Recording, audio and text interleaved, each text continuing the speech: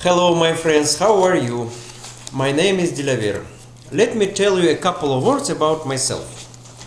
First of all, I live in Simferopol. It is a very nice and beautiful city, and as you know, it is the capital of Crimea. I am 46 years old. As for my education, I graduated from the Crimean Industrial Pedagogical University and got the profession of an English teacher.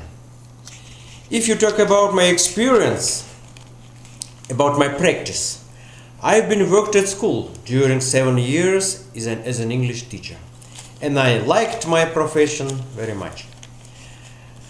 I had a lot of pupils that after my working at school and during my working at school, and I want to say to you, I liked English very much, and if you have a wish to do the same, if you want to be an educated person, and if you want to improve your knowledge in English, I'll do all my best and I can help you in this field. Thank you.